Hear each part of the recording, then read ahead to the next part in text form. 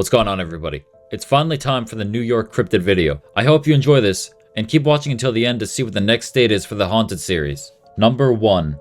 The Kinderhook Blob Monster. The blob monster of Kinderhook has been seen as recent as 2017. The monster is always seen in the woods around Kinderhook, and its appearance is always announced by a loud whistling sound. The monster is described as a large white blob that floats in the air. It's around 7 feet in height, and it has no facial features whatsoever. The first sighting was in 1962, when 2 kids were walking around in the woods when they both heard a high-pitched whistling sound. When they looked for the source, they saw a white object peering at them from behind a tree. They both ran back home. One of them much later on clarified that they said it was peering, but the object had no eyes that they could see. All was quiet for 2 years. But as a man was hiking through the woods, he saw a big white blob floating toward him. He said it scared him so much that he jumped over a large puddle that was 6 feet across. When he had gathered his courage later on, he and a friend went back with pitchforks, ready to confront the monster. His friend suddenly turned pale and silently pointed ahead. There again was the white blob monster,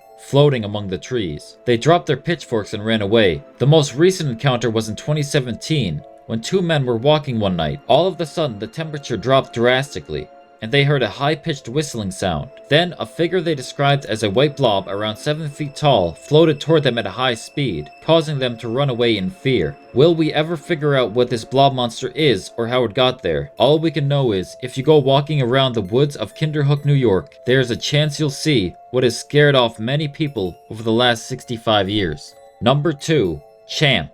Legends have been told of a monster lurking beneath the waves of Lake Champlain for centuries now. Indigenous people in the area told stories of a large creature inhabiting the lake. They described it as a large horned serpent. The Abenaki tribe called this creature Gittysgog. Samuel de Champlain, who the lake is named after, is who is credited with the first sighting. But what he actually described was most likely a type of fish that he had never seen before. The lake sturgeon, which many believe to be the culprit for many Champy sightings to this very day. The first major account of Champy came in 1819, when Captain Crum was aboard a small boat in Bulwaga Bay. He claimed to see a massive beast, about 190 feet long, with the head of a seahorse. He said it had 3 teeth and massive white eyes. It also had a white scar on its forehead and a red belt around its neck. Sightings exploded in 1873, when a railroad crew saw the head of an enormous serpent with bright scales that glistened in the sun. The men quickly ran from the beast. A few months later, a county sheriff reported an enormous snake-like beast. He estimated it to be 25 to 35 feet long. A month later, a steamship accidentally ran into the monster. According to passengers, the ship almost flipped over on impact. Showman P.T. Barnum offered a reward of $50,000 for the hide of the Champlain serpent. By 1992, there were a total of 600 people with sightings from all across the lake. There have been photos taken of this great beast, but people still debate what was actually captured in them. Champ has become an enormous icon in the region, with even documentaries being made. Both New York and Vermont even have protected the waters and Champ by law. Will Champ ever be proven real, or will it forever stay just under the waves of Lake Champlain?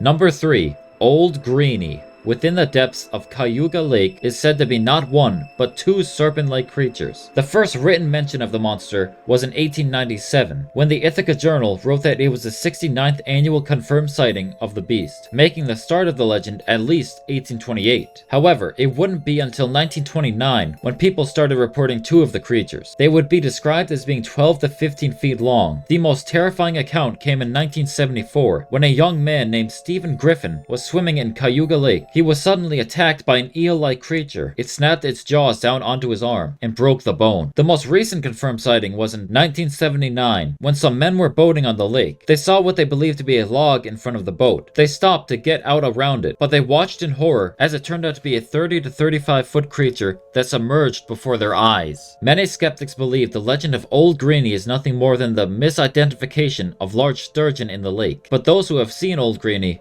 will swear it's something much more dangerous.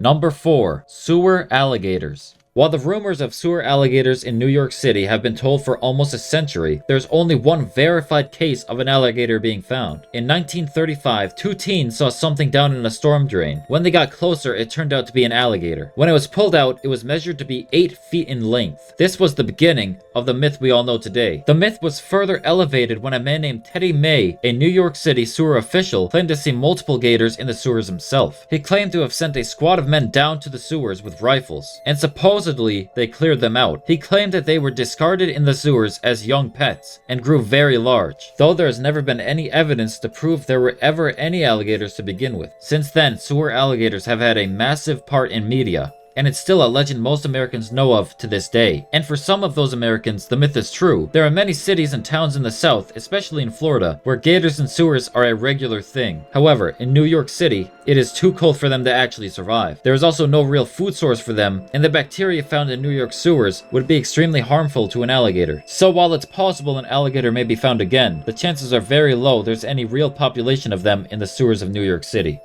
I hope you guys enjoyed that video, and now it's time for the next state. And instead of the bin, I'm gonna be now switching to a wheel.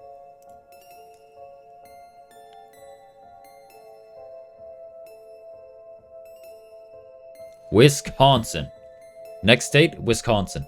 Should be out soon, I hope. Like the video and subscribe if you like this content, and I will see you guys soon. Peace.